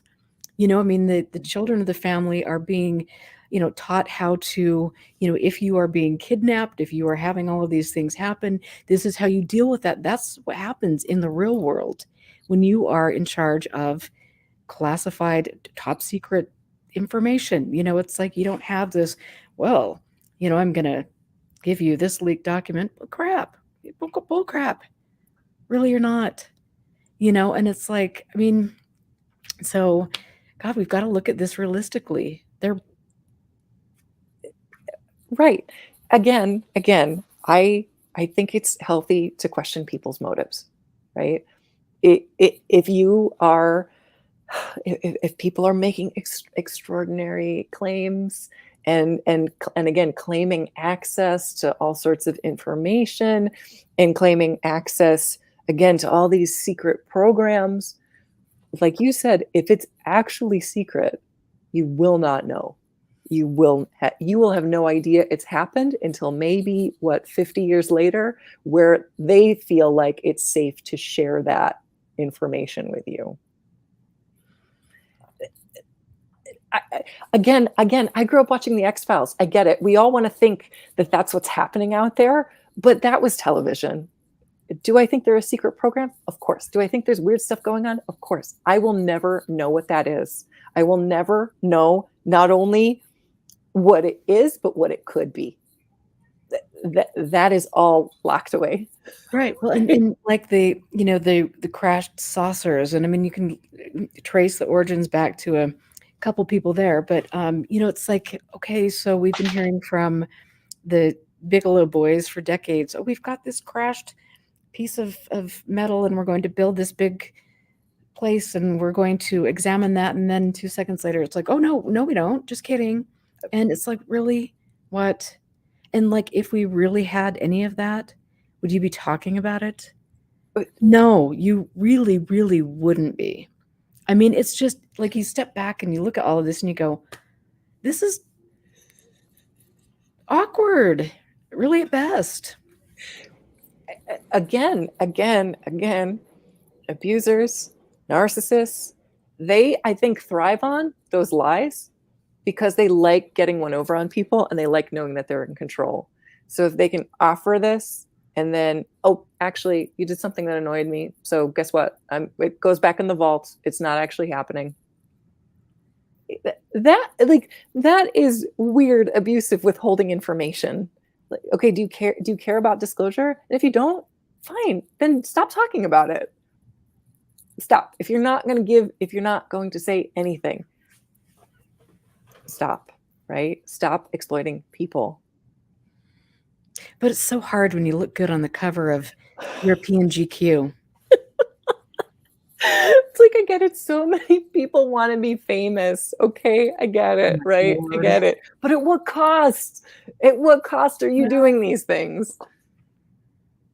I don't know. Because I will never be like, I can't even fathom. I don't think you can. I don't think anybody in chat can fathom like how you could harm other human beings just to get ahead in life, I guess. But that's why we're not multi-mega millionaires flying the Batmobile over the fantasy ranch, and throwing water bottles out with tape on them, and Yeah. So I mean, it's just funny. And so I've got to ask you, because there's so many things I want to ask you, but first I need to know more about the chainmail. Yes. I have multiple pieces. Oh, yes. Okay. I have multiple. So then, for people that are joining in, Vanessa is an incredibly gifted, renowned costume designer and jewelry designer, and she has had her work displayed all over the country in different fine arts museums. And one of her pieces, actually probably more than one of your pieces, was on Broadway. Yeah, so I when Broadway, I want to say this was in like 2012, Pippin, which started out at like a Harvard theater and then moved to Broadway. I did the chainmail for that, and then I also did the chainmail for the touring show. So those were full length, like hip length tunics. Venny, I've been seeing all your comments. Thank you so much. Like full arm, kind of like hip length tunics, and they needed something that was lightweight because they were doing like gymnastic choreography essentially on stage. So most of my work is aluminum. Aluminum is incredibly lightweight, but it's also pretty sturdy. In fact, I guess I'll just start with this one. So I made this chainmail octopus, and this is like 12,000 little aluminum rings that are each linked together with 2 pairs of pliers. I mean, I also teach chainmail. It's kind of a diagnostic. If you have any kind of obsessive sensibilities, you're going to get really into chainmail because it's just one after another linking rings together. This was a piece I really wanted to get into. It was called the Metalsmith Magazine Exhibition in Print, and they had the theme was animals, and so I thought, yeah, cool, we're gonna make this happen. So yeah, this is probably one of my favorite pieces, and this is all anodized aluminum, which is why it's that like baby pink. you can get these incredibly vibrant colors. Like this is anodized aluminum, but it's gold. So when you're anodizing aluminum, it's really cool because you run an electrical current through it and it makes the metal porous, and then it can accept a dye. And so you can make it absolutely any color that you can dream up, but try to get the whole batch done at once, because trying to match batches of colors is pretty much impossible. Wow. That Yeah. is so, I need bling. I'll send you something. Oh my Just God. tell me your address. Oh my Lord. I'm just like, oh, wow. It is so cool. It is so cool. And so I've got to ask, do you melt down aluminum cans or buy aluminum from a place? I typically get, so I have a place that sells sheet of recycled aluminum. They also sell the rings. To me, there's certain levels of like tolerance with tedious things. I can link together tens of thousands of rings, and I find joy in that. The idea of wrapping metal around a mandrel and then saw cutting each of those rings, I have no tolerance for that. So I get those from a vendor. And then I get aluminum sheet. It's usually like surplus. And then that I'll punch and link all those pieces together. You can punch it with a die press of any kind. Yeah. So cool. And I'm going to try to figure out, like, keep showing more of your baubles, because I'm going to try to share the screen. Absolutely. So let's see this piece. So if you ever want to be royalty, here's a crown. Right? Just fun. So this is it's called a Japanese weave because it's based off of Japanese plate mail. But instead of plates that are connected with smaller rings, it's larger rings that are connected with smaller rings, and you can get more sculptural pieces with things like that. And so I love that because you can have something that stands up and then you can wear it. I also have, so the piece that you actually showed in the thumbnail. So this was the first large piece that I ever made. It's a chainmail shrug. The thing that I'm most proud of are the sleeves, because they have these inset large rings down the center. So cool. Yeah. Wow. And again, I love aluminum. It's bright and silver and shiny, and actually care for aluminum is incredibly easy because you can just wash it with some blue dish soap in the sink and shine it up good as new. Yeah. And you do sell them. And so, I mean, I'm just like, oh, I love it. I think. Yeah. Oh, wow. I used to do this full time. Not necessarily the costume pieces. Those were display pieces when I did art fairs around the country, because that was my full-time job for about 7 years. But I made jewelry and sold that. Again, if you want to commission a piece, I'm happy to make anything. I just don't do it full time because I got so burnt out on going to show after show after show. And then, at art fairs, you like have a 10 by 10 tent that you have to set up and then stand in for 8 to 10 hours a day trying to sell your stuff around the country. It got to be a bit much. I just wanted to chill out and crochet and knit and chainmail on my own time. Oh, yes.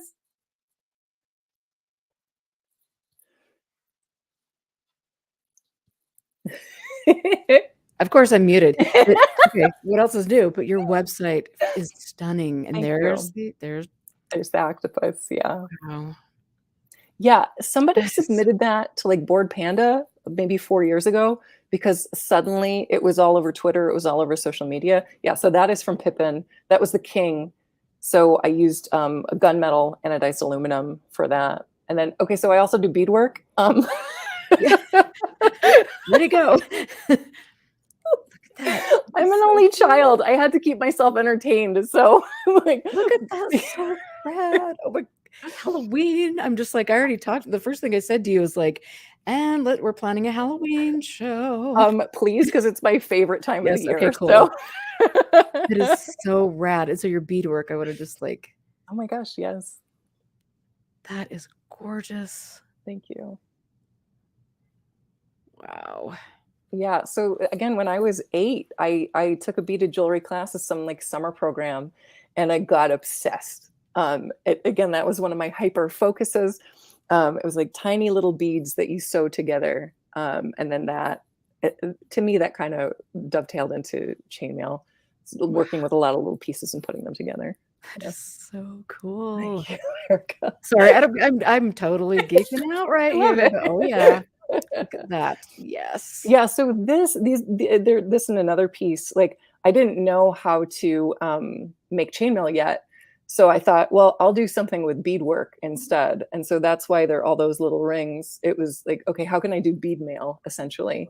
And so like a lot of those pieces are wired too, so that it's like almost a carapace on the body. That is gorgeous. Thank you. That is so stunning. Okay, and this little gem, Mamma Mia. Yeah, it's funny because I also brought it to show you.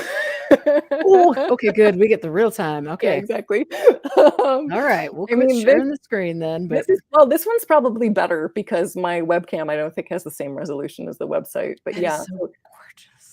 those are all just, it's like 8 little seed beads and then sewn into a piece of fabric and then tacked down like after 4 beads, and then you just keep adding and keep adding to get those shapes.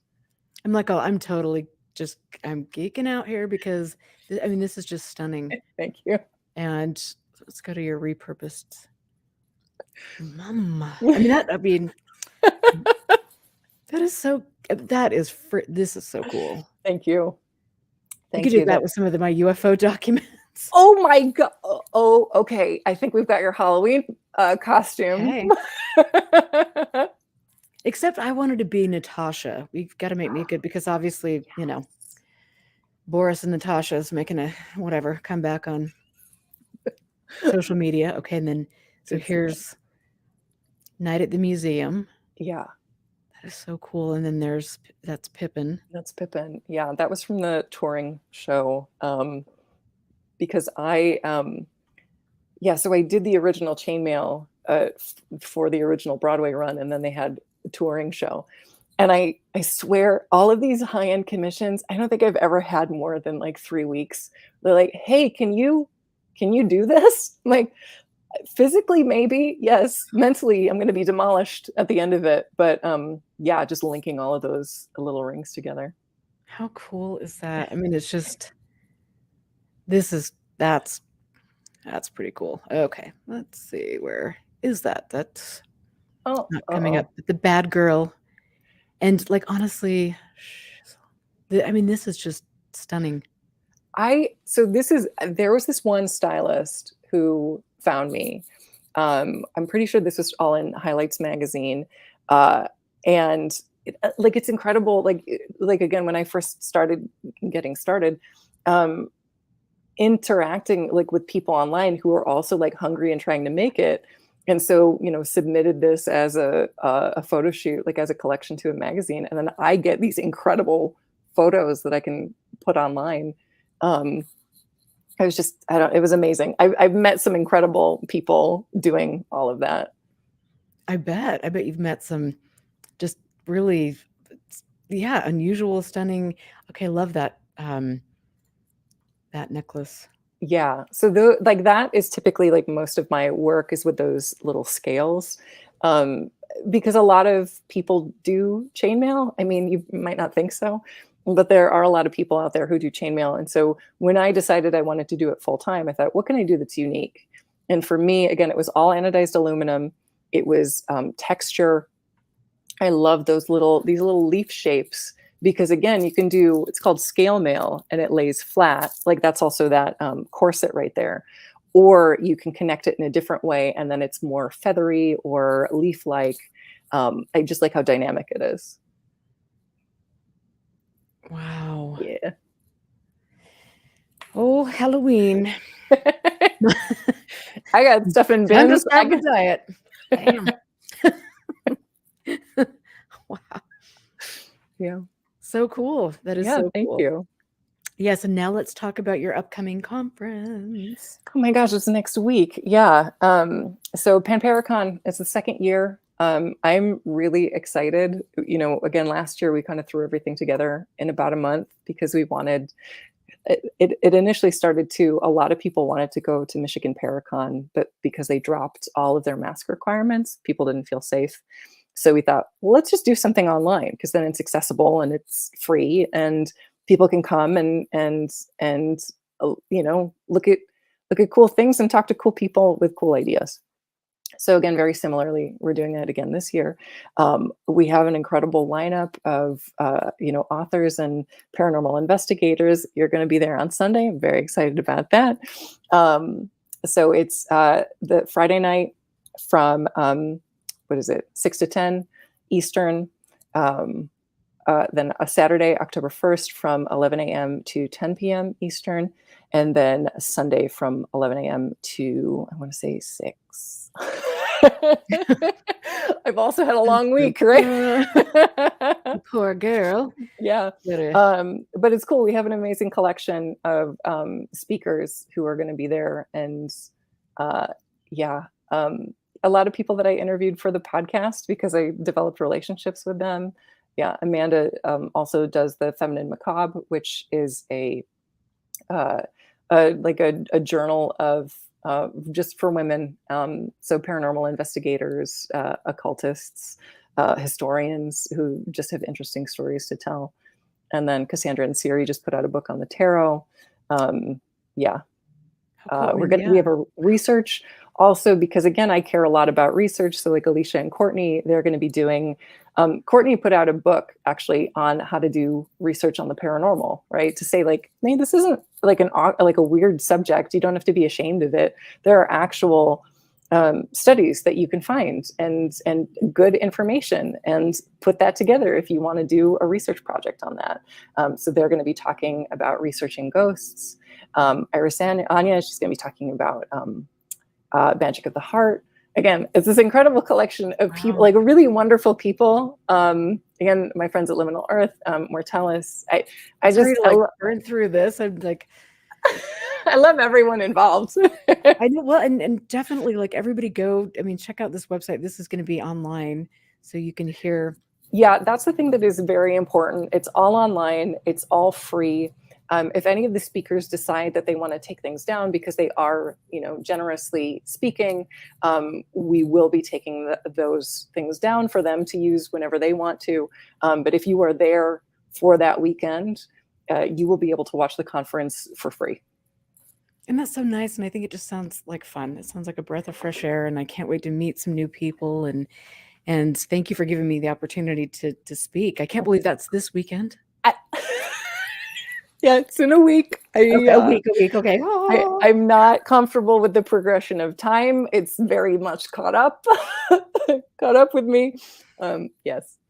Oh, that's going to be fun. And again, like I feel grateful too, because Jack Brewer introduced us. Jack was on your podcast and your show, and we both think the world of him, but it's so much fun, to meet new people and somebody like you who has the education, who has the knowledge, who actually cares about other human beings, that wants to see things move forward in a productive and a positive way.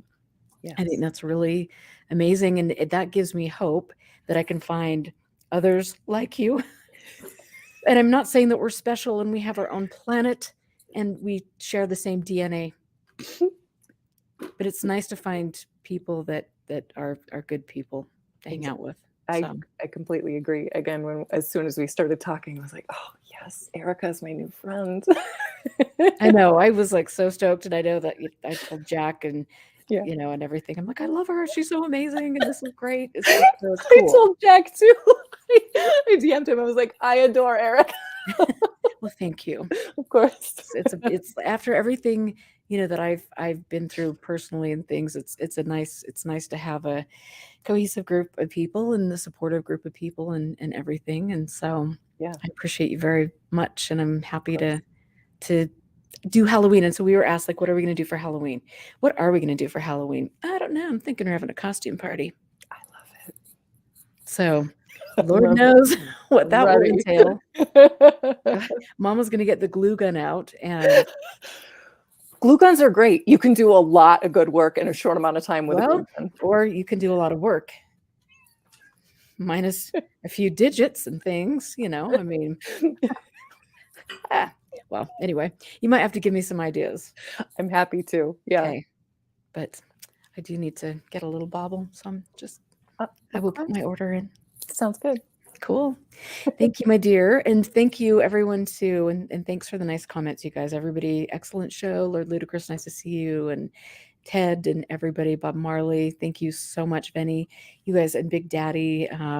Thank you guys for being here and supporting UFO Classified and expanding Frontiers research. I love this subject, even though it can be tiresome to deal with certain goings-ons, but I think that I know that there are good people out there and we deserve the best.